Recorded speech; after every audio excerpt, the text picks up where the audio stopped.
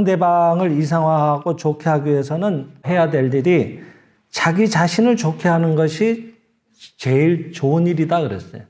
자기 자신을 좋게 하는 거예요. 자기를 먼저 이상화하는 거예요. 그래야 상대를 이상화할 수가 있습니다. 자신이 좋아지지 않는데 상대를 좋게 하려는 것은 곤란합니다. 그리고 자기 자신을 좋게 하기 위한 방법은 자신의 마음속에 광명의 정신 파동을 빛나게 하는 것입니다. 그랬어요. 내 안에 빛나는 마음의 그 파동이 울려 퍼지게끔 늘 그렇게 진리에 깊이 젖어서 밝은 면만을 보고 나 자신을 찬탄하고 나의 훌륭한 점들을 자꾸 스스로 인정하고 그런 마음의 파동이 늘 울려 퍼지게 하라고 하는 것입니다. 그것이 상대를 이상화하는데 먼저 해야 될 일이라고 하는 거예요. 자신의 마음속에 광명의 정신 파동이 빛나고 있을 때 그 사람은 좋은 사람이며 자신의 마음속에 광명의 정신 파동이 빛나고 있지 않을 때 암흑의 사념으로 뒤덮여 있을 때 그 사람은 나쁜 사람인 것입니다. 남의 결점을 보며 그 결점에 내 마음이 사로잡혀서 이것저것 들추어가며 말할 때 결국은 그 순간에 그 사람 마음속에는 상대방의 나쁜 모습이 내 마음속으로 들어와서 암흑의 사념이 물결치지 않을 수 없다 그랬는 거예요.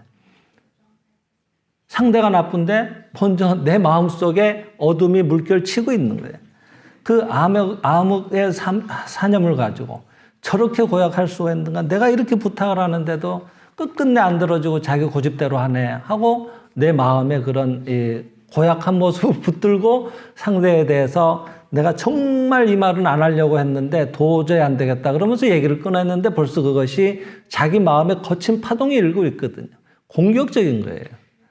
그리고 상대에 대한 그런 어두운 걸 내가 붙들고 있으면서 당신이 이렇다라고 보고 있는 그 마음을 상대를 내가 붙들고 있기 때문에 결코 그 자기가 하는 그 말이 상대에게 어떠한 감흥이나 변화를 가져오기는 어렵다고 봐야 됩니다.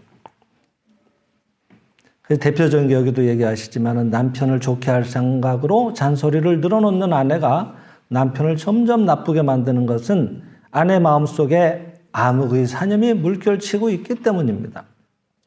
그래서 먼저 자기의 마음속에 훌륭한 남편이라고 하는 또는 훌륭한 자녀라고 하는 그런 광명의 사념이 물결치게 해야 돼요.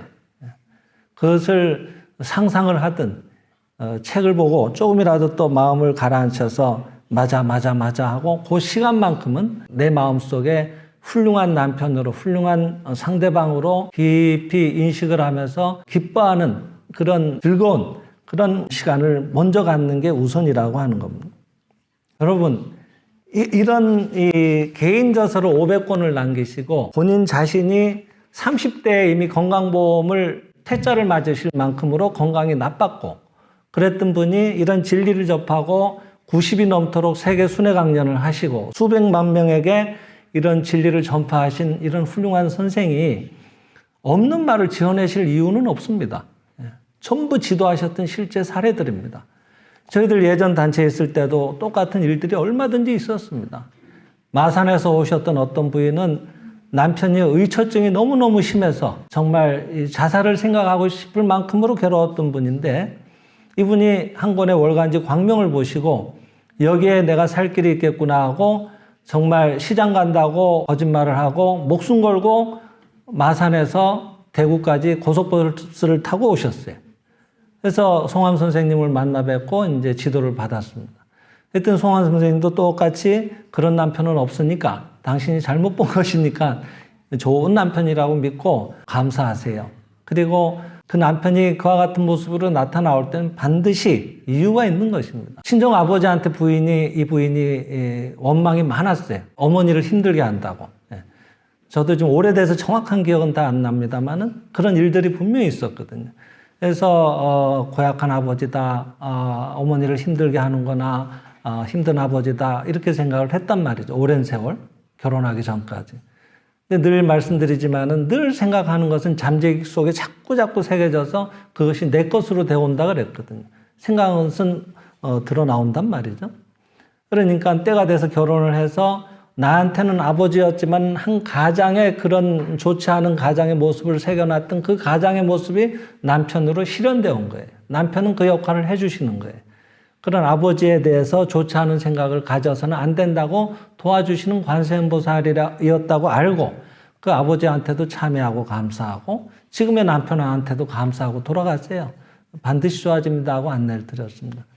부인이 처음으로 남편을 평생을 원망하고 살다가 여기 오셔서 처음으로 남편에게 감사합니다 하는 말을 하시는데 과연 뭔가 자각이 일어났는지 통곡이 터져 나오고 그렇게 참회가 돼서 아버지한테도 감사가 되고 남편한테도 감사가 돼서 돌아갔는데 시장 갔다 오는 거하고는 비교가 안 될 정도로 몇 배의 시간을 쓰면서 집을 비웠는데 그날 이제 본인은 죽었다고 생각하고 집에 돌아가신 거예요. 오늘은 이제 틀림없이 뭔 일이 난다고 생각하고 갔는데 다녀왔습니다 하고 얘기를 하는데도 인사를 하는데도 남편이 어서 와요 하고 그거로 끝이에요.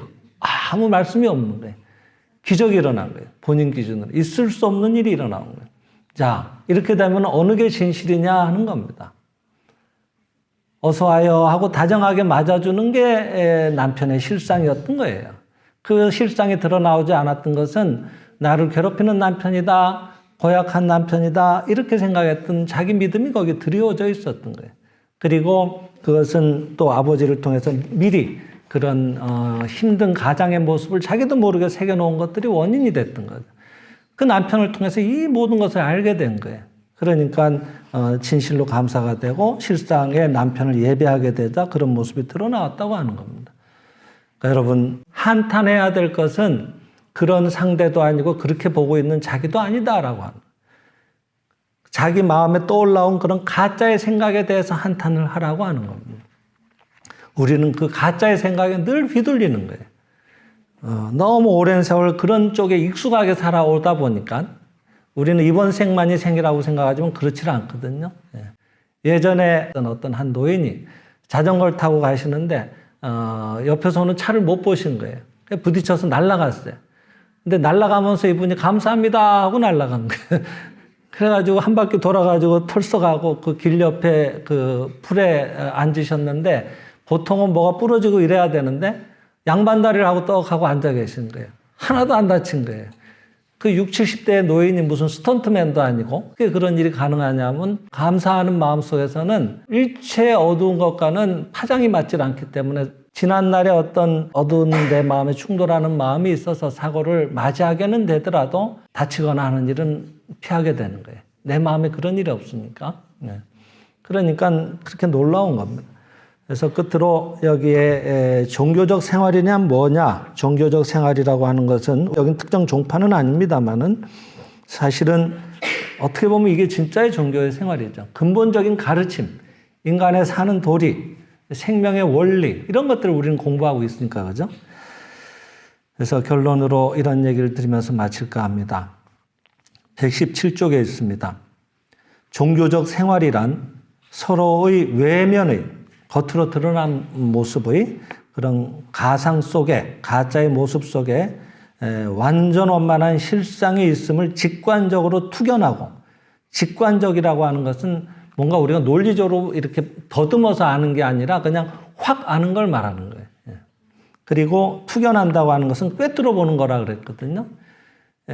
그래서 종교적 생활이란 서로의 외면의 가상 속에 완전 원만한 실상이 있음을 직관적으로 투견하고 그 완전 원만한 실상을 믿고 예배하고 존경하고 찬탄하고 그것을 여실히 말씀으로 나타내고 여기 중요한 거예요. 여실하게 말씀으로 나타내야 돼요. 우리는 그런 일을 안 하고 있어요. 그냥 계속 그렇게 해야지 생각만 하지 생활로 살리지를 않고 있다고 하는 걸 좀 살펴볼 필요가 있어요. 실제로 그 실상을 예배하고 믿고 존경하고 찬탄하고 그것을 말씀으로 나타내고 또 태도로 표현하면서 생활하는 것이야말로 종교적인 생활이라고 하는 거예요.